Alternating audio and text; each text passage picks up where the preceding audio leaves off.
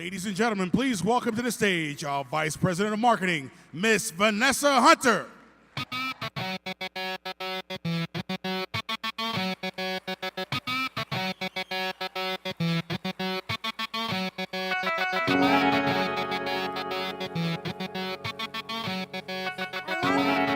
love Betty Ann dancing for me. Thank you, my dear.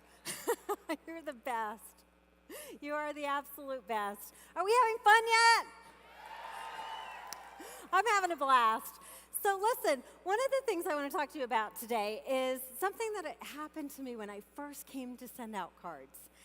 When I first arrived at SendOutCards for my very first day on the job, and I arrived in my office, they had a big, huge sign, "Welcome, Vanessa Hunter," and they had a huge stack of cards. And I was like, who are those cards for? And then I realized that they were all addressed to me. I mean, how many people get to start their very first day of work with like over 100 cards welcoming them to the company? That's so cool. That is so cool. And so as I went on and went throughout the day, I thought, this is such a cool company. I knew that coming in the door. I knew that it was going to be a life-transforming experience for me, but I just didn't know the depth of it. I really didn't understand the way it would really change me inside, and it would change the way I thought about things. And I'm just so very grateful. I'm so very grateful to Cody and Jody for this opportunity here at SendOutCards. I really am. Thank you. Love you guys. So with that, in those cards, I got a lot of messages from women saying, "Oh, we're so happy that Cody chose to put a woman in a position of influence."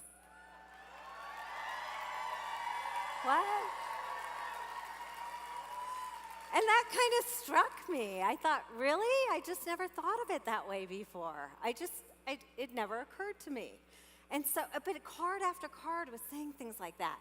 And shortly after I started, I was interviewed by a group, by somebody. I'm not going to be too specific about it, but I was interviewed by somebody.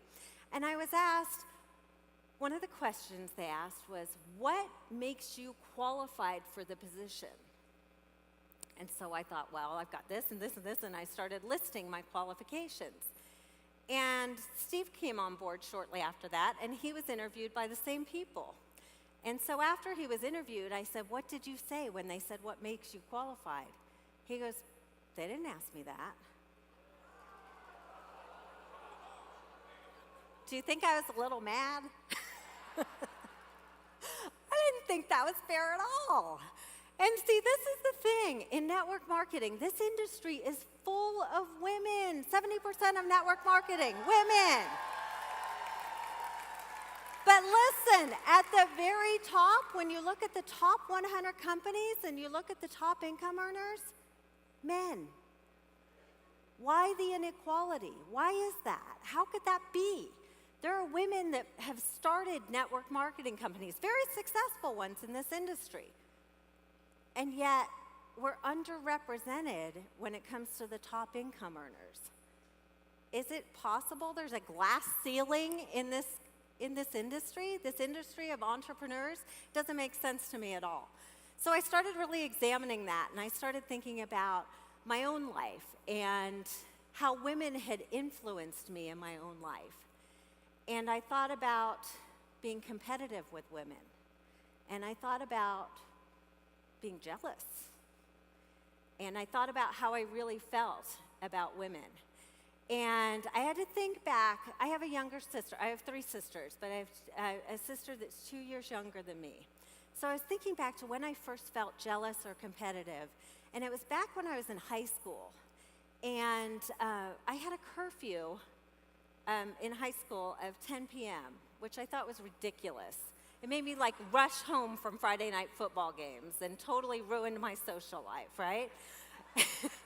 And I was so upset with it, but my mom was hardcore. If you came in at 10:01, you were on restriction for 1 day.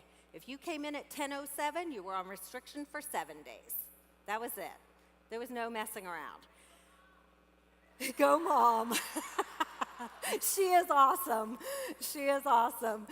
So I got to be a junior in high school. That was my freshman and sophomore year, which, like I said, my social life was completely ruined. And I got to be a junior in high school, and she extended it to 11:30 p.m., which I thought was fantastic. I thought, okay, this is fine, 11:30. But here comes my sister, 2 years younger, and she gets the same curfew as a freshman. And I was like, what? That's not fair. How could that be? Now look at that whole thought process. I knew 10 o'clock was awful. And I knew that it ruined my social life. And I knew that that was not going to work. But yet I wanted her to pay the same price that I had. Like, that's not really nice. That's kind of awful. But I'm not the only one that felt that way. I'm not the only one that thinks like that. I realized that throughout my career, there are a lot of people that think that way. And I have certainly paid the price. I've certainly been on the receiving end of that mentality of you have to pay the same price that I did. And men, please don't check out on me right now. I'm not some women's libber, okay? I have a message for you too. But I'm not the only one that ever felt that way. Here, let me relate it to the men. I've got a story for you. Men, have you ever told your children about having to walk to school over a mile in the snow, uphill both ways? Okay, you've told that story, right? So the point is that your message to them was, why should you have it any easier than I did? Why should you have it any easier than I did? What kind of message is that? It doesn't make any sense. What happened to the evolution of society? What happened to us making it easier for people as they move on through life? It just baffles me. And I think about it all the time. So back early in my career, I noticed that a lot of my male counterparts had mentors. And I was like, this is cool, I'm gonna get a mentor. Because you know what? That's going to help me get ahead in life. That's going to help me get a leg up. And so I called this woman that was the most influential woman that I knew personally in network marketing. And I asked her to mentor me. I had a big speech coming up at a women's conference. And I thought, well, if she can just help me, if she can just give me some pointers. She speaks well. She's well known in the industry. She's obviously been very successful, and I'm sure I can learn a thing or two. So I called her up and I said, hey, blank. I'm not going to tell you her name. Hey, would you mind mentoring me? Would you mind, I've got this speech coming up. Would you mind mentoring me? I would learn so much from you. And this is what she told me. And these are her exact words. Do not think I forgot them. She said, oh, darling, you will never be as successful as I am. It's just not possible. Just do the best you can. What? That is what she told me. Tears burned in my eyes. I was like, thank you very much. Thank you. Okay, thank you. I got off the phone as fast as I could. I was embarrassed. I had put myself out there in asking her to mentor me. And I got that verbal slap down. And I thought, what in the world? What is this all about? Why is she like that? Why is she making me pay that price? And so I started to think of other women that I could ask to mentor me. And I couldn't come up with anybody. I didn't want to go through that experience again. But I looked at all of my friends and I realized they'd made it on their own. They had done it on their own. And that speaks volumes to their strength and tenacity. But my question is, why? Why did they have to do it on their own? Why didn't they have a mentor? Why didn't they have someone to help them? What is wrong? I don't get it. It doesn't make sense to me. And I want you to think about that. I want you to think about the people in your life and the people that you could possibly help, instead of pushing them down. And we as women have to do that. And I was talking to Steve Terry in the back just now, and I was talking about women and how we need to overcome all these obstacles and how it's 2014 and we still make 73 cents for every dollar a man makes. What is up with that? And it's not men's fault. Trust me, it's not the fault of the men. It's women who step on women just to get a leg up.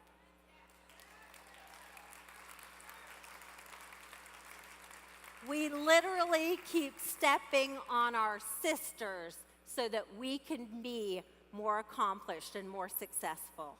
And there is something so extremely wrong with that. And we have got to change that.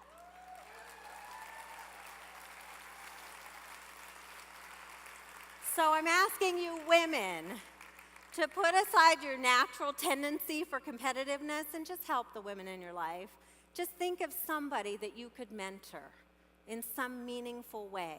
Think of somebody that you could help and give them a hand up and give them a leg up and tell them that the path could be easier for them because you've already walked it and you can save them from some of the stumbling blocks. And men, think about the women in your life, your sisters, your mother, your daughters, and think about how you could empower them and how you can help them and how you can push them forward. Because women beat themselves up enough, believe me. And you can really, really make a difference in someone's life. And I'm going to start right now by empowering somebody that I really admire. She is our runner-up distributor of the year, Miss Jules Price. Where are you, Jules? She has no idea that I'm doing this. Jules.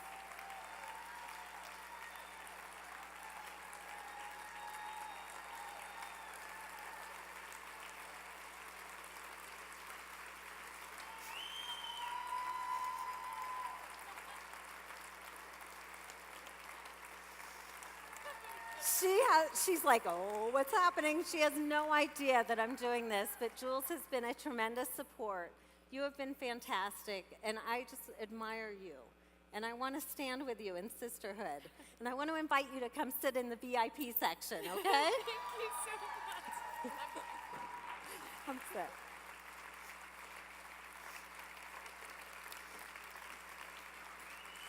Okay, you guys with me on empowering each other? Are you with me on taking this kindness revolution to a whole new level? Are we going to do that together? You want to know what happened to that woman that I asked to mentor me? She kind of fell on some hard times. No, don't laugh. She had to call me. And she asked for my help. And I now mentor her.